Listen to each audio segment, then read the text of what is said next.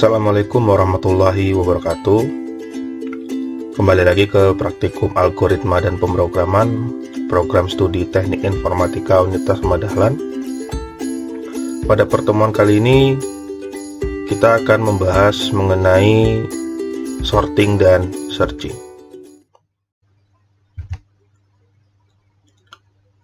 Oke, dalam algoritma dan pemrograman terdapat dua metode yang sangat krusial. Antara lain, yang pertama ada sorting atau pengurutan. Sorting ini secara istilah yaitu mengurutkan data sesuai dengan kondisi tertentu.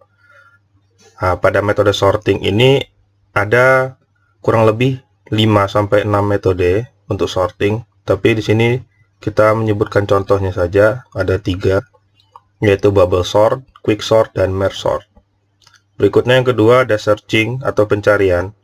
Searching ini pencarian data sesuai dengan keinginan user. Biasanya searching terdapat pada kompleksitas data yang banyak. Jadi, ketika data itu banyak, diperlukanlah sebuah fitur untuk melakukan pencarian. Karena tidak mungkin user melihat satu persatu. Itu akan memecah belah konsentrasi dari user. Makanya perlu fitur pencarian.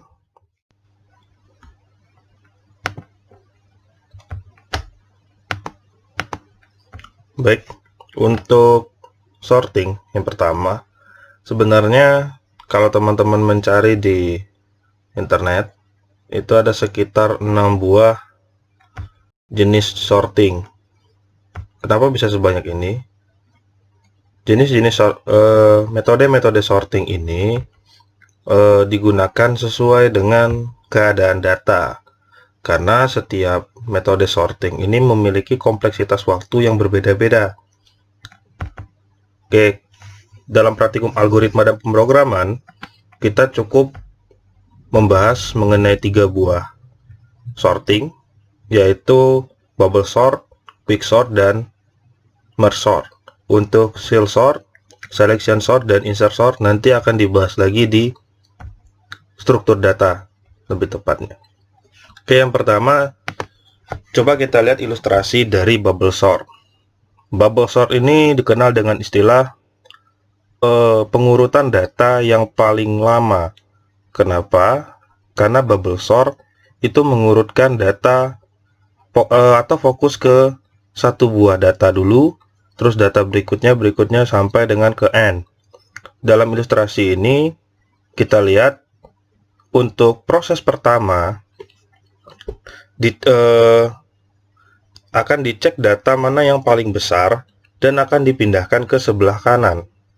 Saya ulangin lagi, pada kasus ini data yang paling besar akan dipindahkan ke sebelah kanan. Oke, lalu proses berikutnya, dari data ke pertama, data ke array ke 0 sampai dengan n-1 sebelum n, itu dilihat mana yang datanya paling besar. Itu dipindahkan ke n-1 atau 2 sebelum akhir. Begitu prosesnya sampai dengan data itu terurut. Itu untuk bubble sort. Berikutnya ada quick sort. Kalau quick sort itu pengurutannya berdasarkan pivot. Pivot itu apa? Pivot itu sebagai acuan. Bisa jadi letak dia di awal, bisa jadi letak dia di tengah atau di akhir. Pivot ini sebagai acuan untuk mengurutkan data. Jadi misalkan pivotnya ada di tengah. Jadi data yang kiri dan sebelah kanannya akan diurutkan dulu, kemudian baru digabungkan. Nah, untuk kasus ini, ilustrasi quicksort ini dengan data 42135, pivot yang diambil adalah 4. Jadi, untuk proses berikutnya, 4 itu dijadikan acuan akan pindah kemana gitu. Contohnya 42135. Nah, 4 ini berpindah posisinya ke array indeks ke-3. Terus begitu juga seterusnya. Terus yang terakhir ada merge sort. Kalau merge sort itu semuanya dipecah sampai dengan data itu array itu menjadi satu. Contohnya di sini ada 7 buah array, 7 buah data dalam array, indeks ke 0 sampai ke 6, kemudian dibagi 2 sampai dengan itu yang bagian tengah, ada 38, 27, 43, 39, 82, 10, baru dicari nilai minimal dan nilai maksimalnya, itu sebagai awalan dan akhirannya. Baru data di tengah diurutkan berdasarkan nilai dari data tersebut. Jika dia lebih kecil, lebih dekat ke array 0, jika dia lebih besar, dia lebih dekat ke array n. Jadi seperti itu ilustrasi untuk sorting. Oke, baik. Berikutnya ada searching. Mungkin teman-teman udah sering dengar istilah searching, pencarian, mesin pencari, dan sebagainya. Di searching ini digunakan untuk pencarian data dengan status. Data itu kompleks atau banyak. Nah, kalau misalkan data itu cuma 10, fitur searching ini mungkin tidak sesuai, karena bisa dilakukan pencarian secara manual kalau hanya 10 data. Coba teman-teman bayangkan kalau misalkan data itu sampai 100, 1000, 10.000, 1 juta, bahkan sampai miliaran. Yakin teman-teman akan mencarinya satu persatu.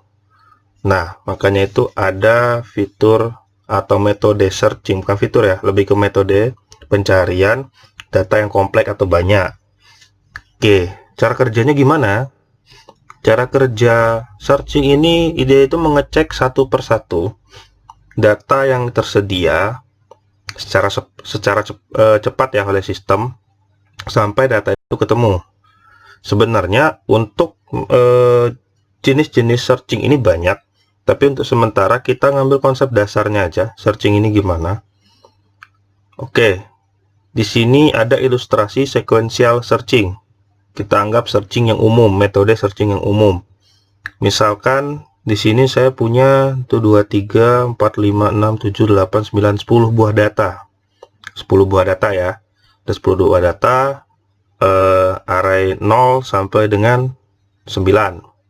Oke, dari 10 data ini saya ingin mencari nilai 3 bahasanya. Jadi bagaimana pencariannya? 3 itu nilai yang dicari itu akan disesuaikan atau bahasanya dikondisikan apakah sama dengan indeks ke 0. Kalau sama, berarti di situ letaknya. Kalau berbeda, dia akan lompat ke indeks ke 1, dari 0 ke 1, terus kedua, ketiga, sampai dengan ketemu. Kalau di kasus ini, data terletak pada indeks ke 4. Nah, jadi dibandingkan 3 itu sama nggak sama 3? Ya sama, berarti letaknya di indeks ke 4. Coba kita flash kembali ke sebelumnya. 3 sama nggak sama 12? Beda. 35 sama nggak sama 3? Beda. 9 sama nggak sama 3? Beda. 11 juga begitu, dan ketemu di indeks ke 4. Oke, mungkin untuk yang jenis-jenis searching lain, metode searching yang lain, teman-teman bisa ulik sendiri nanti, atau di mata kuliah struktur data nanti mungkin akan disinggung juga terkait ini. Oke, baik. Jadi di sini saya memiliki coding dari sorting dan searching. Nanti saya akan share via Google Classroom pada pertemuan ini. Teman-teman silakan jalankan sendiri kodenya, teman-teman analisis perubahan-perubahannya seperti apa. Nah, jadi codingan ini hanya membantu teman-teman memahami konsep ya. Tapi kalau teman-teman mau ngulik-ngulik, mau melakukan perubahan, silahkan. Ini tetap akan di-share nantinya lewat Google Classroom.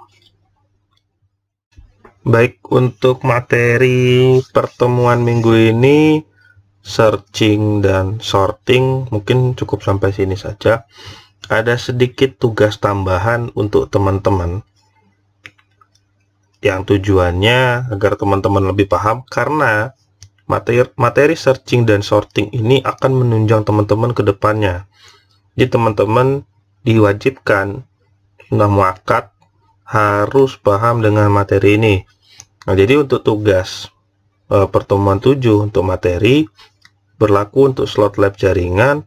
Silakan buat analisis tentang bagaimana konsep dari merge sort, quick sort, bubble sort, dan bagaimana konsep dari searching sendiri. Nah, silakan dibuat, diketik boleh, ditulis tangan boleh. Saya lebih menyarankan untuk ditulis tangan, digambarkan, diilustrasikan bagaimana cara kerjanya, diupload di Google Classroom. Ya, diupload di Google Classroom pertemuan 7 dalam bentuk PDF. Formatnya nanti saya sertakan di Google Classroom. Mungkin itu saja yang dapat saya sampaikan. Jika ada pertanyaan, silahkan tanyakan pada WA grup slot masing-masing. Lebih dan kurang saya mohon maaf. Saya Erpin, undur diri. Assalamualaikum warahmatullahi wabarakatuh.